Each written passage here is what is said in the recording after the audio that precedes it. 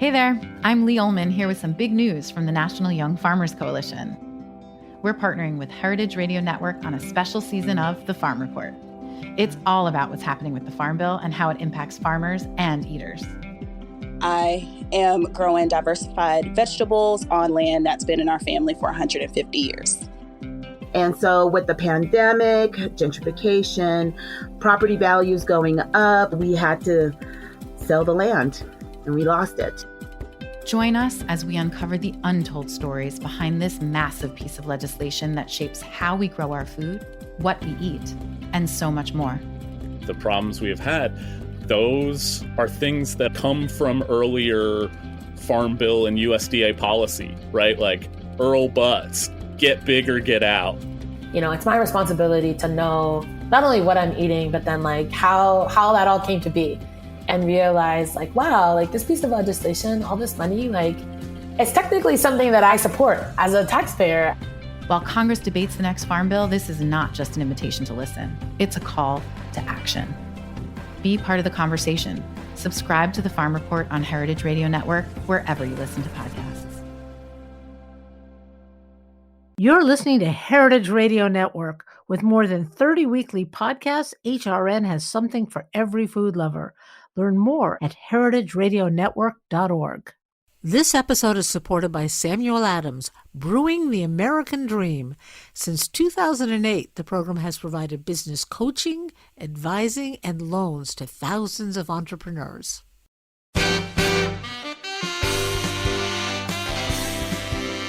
Hello to everyone. I'm Louisa Caston, your host for Let's Talk About Food, a podcast devoted to first-person storytelling where food plays a pivotal, if not a starring role. Everyone has a food story. Food is at the heart of human connection, at the center of love, of ritual, of need and want, and most of all, food creates community. And community is what we crave. Welcome to our special edition of Let's Talk About Food. We recorded 5 wonderful female food and beverage entrepreneurs at a live event at the Sam Adams Brewery in Boston in late May. Each of these entrepreneurs has been part of a very special mentorship program funded by Boston Beer Company. It's called Brewing the American Dream.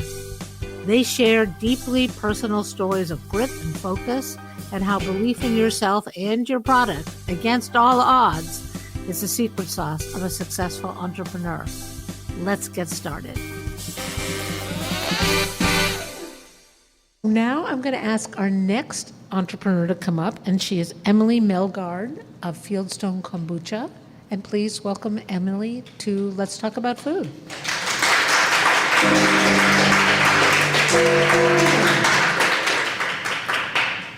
So, Emily, tell us your story. Tell us why kombucha. So I started Fieldstone Kombucha in February of 2019 and spent most of that year learning how the heck you start a business, particularly a food or beverage business, because I had no idea.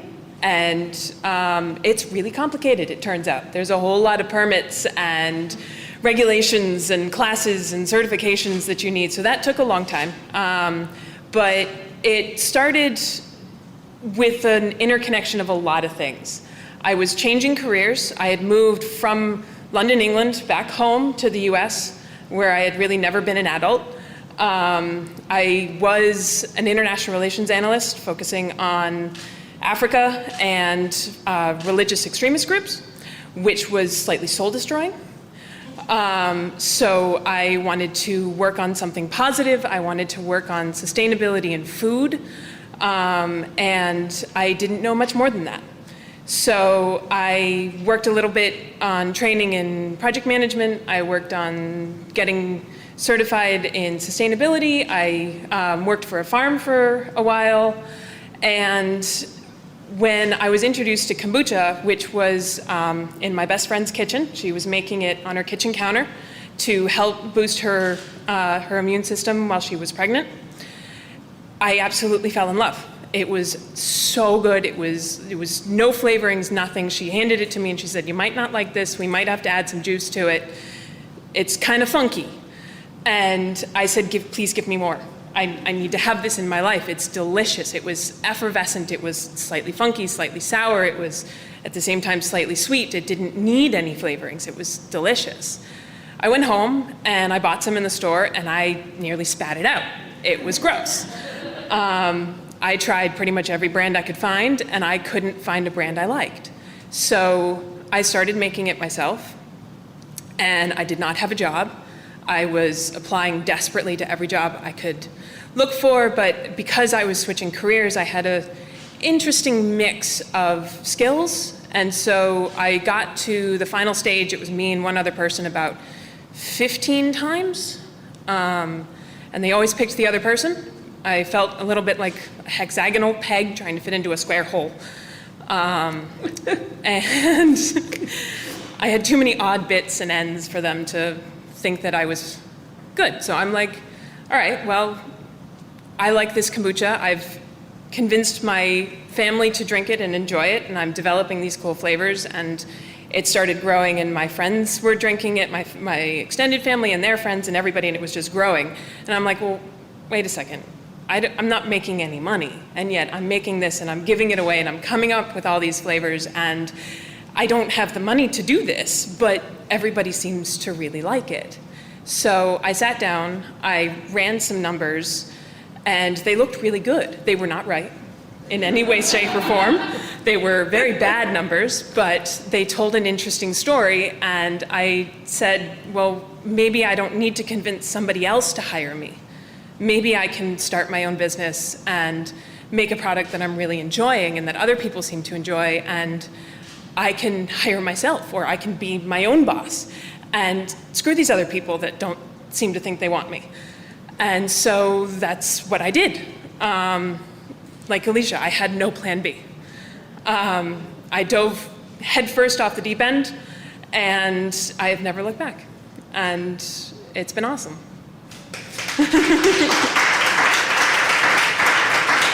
Wow. Did you consider anything other than kombucha? Not really. In my kind of wanderings of, okay, so maybe I start my own business, I really liked working with the local farms. I'm from the south coast of Massachusetts. It's the farm coast. There's so many farms around. There's so many amazing farmers, and the agricultural culture is just so fabulous that I wanted to be a part of that. But I had tried being a farmer and I didn't really enjoy it. So I knew I wanted to work around agriculture, but not like grow everything myself.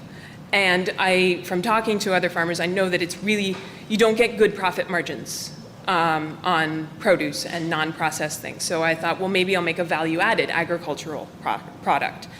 And I consider my kombucha a value-added agricultural product. I work with the local farms to source the flavoring ingredients. I have seasonal flavors. I rotate them. So it's really a showcase of New England seasonal flavors in kombucha. And that's how it started. I mean, New England seasonal flavors and kombucha is a little bit of an oxymoron. A little bit. Yeah. But it works. I have a strawberry rhubarb flavor on right now. Anybody here with us in person, it's the garden blush flavor. I think there's a couple left. I have a blueberry raspberry thyme flavor in the summer, a raspberry lemonade, and then I transitioned to cranberry rosemary. I'm working on a spicy cranberry flavor. I do an apple flavor. This year, hopefully, if I can get the flavor balance right, there's going to be a pumpkin. I do chai spice in the wintertime. Oh, no, not pumpkin. Not pumpkin. It's going to be different, though. I'm going to put a twist on it. And I'm working on a pine one as well, because this one's kind of special to my heart. My dad, so my parents have a little hobby farm, and I grew a lot of the initial ingredients that I would put into the kombucha when I was developing the flavors. And my dad likes to go on what we call walkabout in the evening to kind of see the farm and see the progress made during the day and see how things are growing and where the birds are and, you know, what new groundhog hole has appeared that we don't want. And one of the iconic images I have in my mind is him walking down a lane we have that's lined by pine trees. And so this is going to be a late winter, early spring flavor of pine and orange, and it's going to be called Walkabout. And is it a business now? Yes. Does it feel like a business? It does. It took probably into my first sale when somebody handed me money for something that I had made and wanted to share, and had up until that point been giving away because I didn't have my licenses, I couldn't sell it. I developed my recipes by putting it on my porch and telling my mailing list, come and get it. I can't charge you, but please give me feedback. That's how I came up with the recipes. And that first sale was like, okay, like this is professional now. There has been an exchange of money that I earned with what I made, and that was amazing. It's quite a jump to go from your earlier career, which is really about analysis and abstract ideas and communicating those ideas to something that you can put in a can. Yep. What do your former colleagues, how do you tell your former colleagues about this? They think I'm a little crazy, which I probably am. They're not the first ones or the last ones to tell me that. But when I kind of fell into that career, I wasn't sure what I wanted to do when I left university. I have a degree in religion and a degree in international relations. What do you do with that except go to seminary or become a university professor? And by becoming an analyst, I discovered that I am a very tactile, very practical, very solutions-minded person. And so sitting behind a computer screen, analyzing other people's problems and writing about them and sending them out into a black hole was not a good career choice. So I decided if I was going to be happy, I was going to have to just up and change. So I did. And I'm very happy for it. Wow, amazing. And when you started doing this, did you have any expectation that you would actually launch yourself on this career as a sort of food and beverage entrepreneur? Or did you, sometimes you do things and they're a project, and this is what I'm doing right now. And sometimes you do them and you say, and this is what I'm going to be doing. It was more the latter. I decided that I was going to start a business, which I had before that never an ambition to do. But it kind of grew in me while I was looking for a job and growing as a person and failing to find a job. And when I started it, it was, okay, this is what I'm now going to do. This is my career. I'm going to make this work. This is what my life is going to be. And I am very happy with that. As well you should be. So I have a question about kombucha, because you have all of these flavors. So I'm a food person. So I'm thinking, is there a perfect sort of flight dinner that you would, do you, in your mind, do you pair the kombuchas with food? What is? I don't really. I'll drink them with pretty much anything. It's more I develop the flavors around what's in season, and then I actually have developed several cocktail recipes around the kombucha as well. But pairing it with food, I haven't. I know that I drink it with a meal, and a lot of other people do, but that I think would depend more on personal taste unless I was better trained in pairings. Yeah.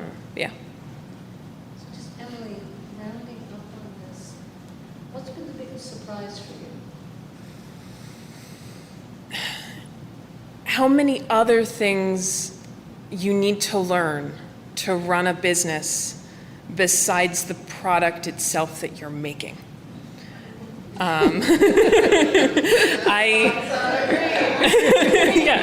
All entrepreneurs in the room, I think, will agree. I'm seeing a lot of heads nodding in agreement. I now know a whole lot about tools because I had to put together all my own equipment and I had to build tap systems.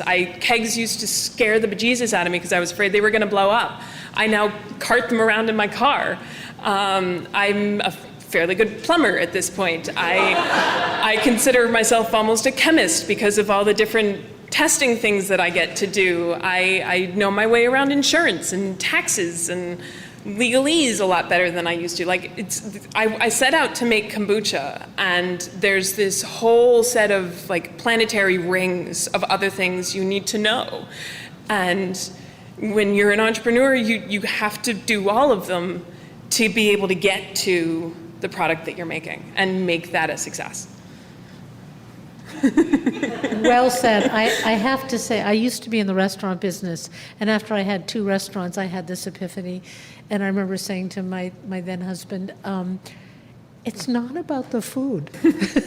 It's about the people. Mm-hmm. It's about the people who make the food, who serve the food, who eat the food. The food's the easy part. Yes. And I'm sure that's how you feel. Thank you so much. Thank you.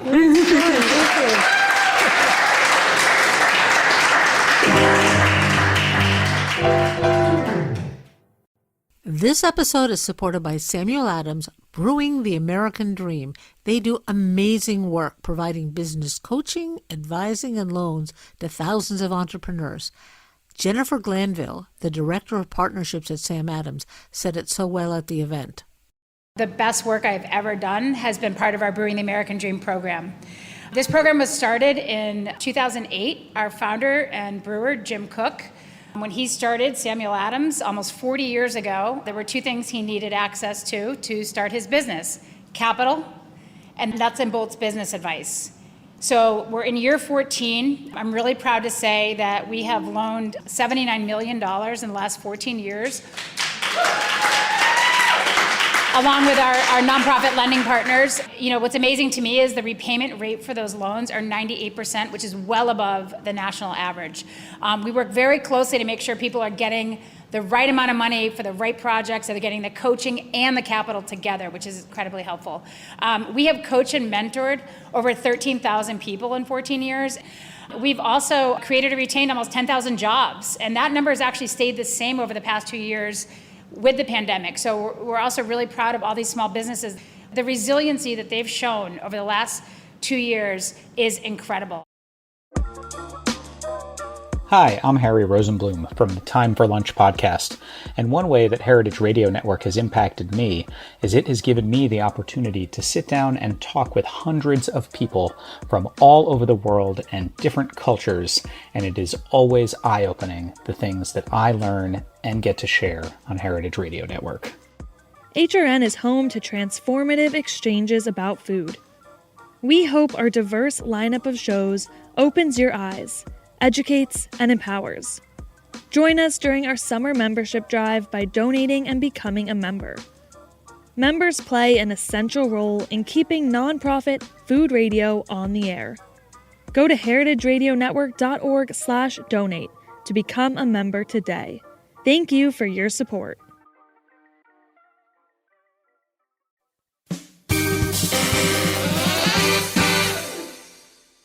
Now, back to our interviews with these inspiring entrepreneurs. Let me now welcome Heather Younger of Top Shelf Cookies. Heather, would you come up? I've never been For played those on with of you music. who are not here, I want you to know she's a walking billboard for Top Shelf. In my defense, I just came from the bakery, so. Heather, tell us about Top Shelf and how you ended up in the cookie business. It's a weird story. Oh, good. To echo the sentiments of many of the lovely ladies that were here before, I started baking cookies. I think I've been baking cookies my whole life. It's one of my first memories. I grew up in a single-parent household. My grandmother would take me every weekend, and Friday night she'd pick me up. We would go to the grocery store. We would have dinner at her house. We would leave the butter out, and Saturday morning we would make the cookies. It's one of my favorite memories of my whole life. So I had started making cookies when I was out of work for a short time because what else was I gonna do? And I started bringing them to the bar that I go to before Bruins games. I am a 20-year season ticket holder to the Bruins. Yo. Yep, and which gives you an idea that I'm much older than most of these ladies, but anyway. And it kind of became a weird superstition. I started making specifically one season a cookie which I called the black and gold. I had found this amazing black cocoa and I really wanted to use it. For people who don't know, Bruins colors, black and gold. Absolutely. And I would bring it to the fours before every single game. And the Boston Bruins won the Stanley Cup that year. So obviously, Figures. I had a big part in it. I haven't gotten a Stanley Cup ring. It's fine. I'm still working on it. But it started to really pull up steam. And I started to realize that there were more people than people that loved me that said they loved my cookies. I mean, it was random. I'd go into the bar and they'd be like, "We're going to win tonight. The cookie lady's here." And so it went from like the first game of the season bringing like a dozen for the girls that work behind the bar to literally 12 dozen the night the Bruins won the Stanley Cup in 2011. Wow. Yeah, which was it's funny now because I made much more than 12 dozen in my bakery today, but so that's how I got into the cookie business, which is weird. It is a little weird. Absolutely. I will accept that. But how did you go from making Bruins cookies to making a cookie business? So this is where I'm going to try not to embarrass Jennifer Glanville a little too much, but Jennifer Glanville is was a regular at the Fours, which is no longer with us. Rest in peace, Fours. But I had kind of said to her, like, geez, I'm thinking that I want to do this. And I didn't know what Jen did at Sam Adams. She's like, you should do it. Sam Adams will help you. I'm like, what are they going to do? Yeah. Well, they've become very good friends to us and big supporters. So we've had a lot of support through Brewing the American Dream. And Sam Adams is a customer of ours. But yeah, I eventually started, what I did was once I said it out loud, you become responsible for that decision. My dad knew it was something I wanted to do, and I took him to a Bruins game one day, and I distinctly remember him and Glanny putting me in a corner at the Fours and saying, I want to help her, don't you want to help her? And I was like, I gotta do this, because they're never gonna leave me alone. And I went to go work at a shared kitchen. And I said, I've got $2,500, and when this runs out, you either decide that you're doing this or you decide to go back to a cubicle, which to me felt like jail. I was miserable. And I wanted to make my own schedule,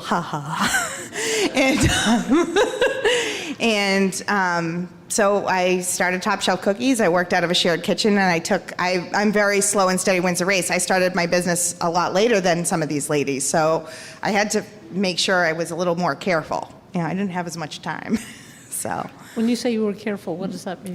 It just means that, I would take on one thing and I would master that before taking on another. So, at first it was just special orders, and then it became farmers markets, and then it became e-commerce, and then it became some wholesale. And now we have a retail bakery, which I built in the middle of a pandemic, so go figure. Yeah. Yeah. What was that like? Don't recommend it. Strangely enough, that was my 2020 goal. We were going to move out of the shared kitchen. I was there a little too long. I think a shared kitchen is a great place to start. You need to be moved along.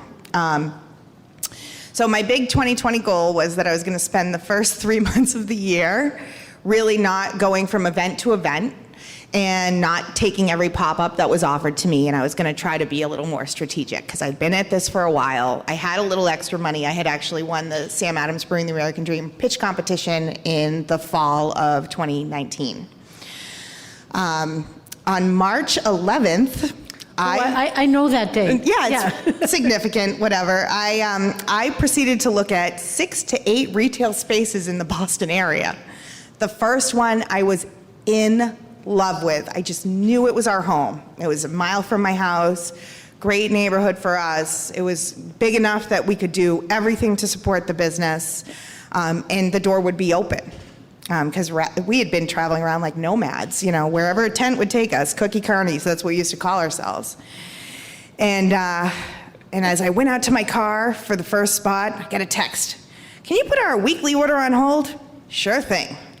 By the time I had hit the 6th or 7th place, I'd lost 80% of my business in hours, not days, weeks, hours. And I thought, well, we had a good run. And what happened next was pretty amazing. Turns out mail order cookies are a decent thing to be selling during a pandemic. Not part of my business plan. But I had taken the grant that I had won in the fall previously, and I had really put it into our online channels. And one of the pieces of advice I got in content marketing was to talk about what I'm passionate about. And I'm passionate about small food businesses in Boston. We have amazing entrepreneurs in Boston, and I'm really proud to be part of that community. And so I wrote a blog and I said, I'm scared. I don't know what's going to happen. I had lined up all this work. We had gotten Boston calling, like unbelievable. We had contracts for, we had things set up for the Boston Marathon. Like this was going to be, 2020 was going to be our year. And I wrote a blog and I said, I don't know what happens to us. It was shared 1,000 times. And it really resonated with people. And I think people felt very out of control. And they wanted to help, they wanted to do something. And, I hope they buy our cookies because they liked us, But we ended up replacing all of our lost revenue with our online revenue. Unbelievable. And so I called our now landlord, the first space I looked at, in June of 2020. And I said, I want a lease. And he goes, what? And I said, this isn't going to last forever, and I need to keep moving forward, and I don't quit. And I signed a lease. I raised almost $150,000 in an investment crowdfunding campaign, and I built out a shop. And we opened in April of last year. Woo!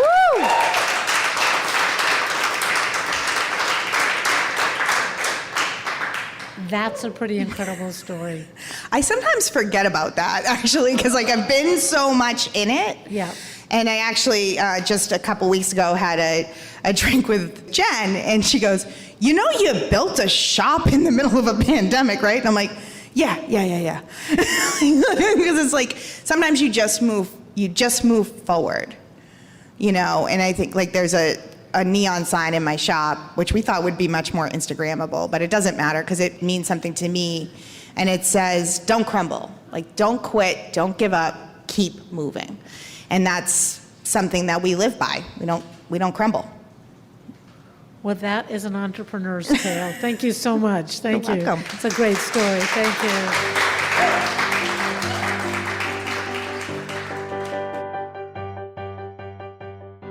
Thanks so much to Carlene Ogaro from Delectable Desires, Alicia Haddad from Alicia's Spice Co., Hamdallah Olana Maduhe from Goody Crunch, Emily Melgard from Fieldstone Kombucha, and Heather Younger from Top Shelf Cookies.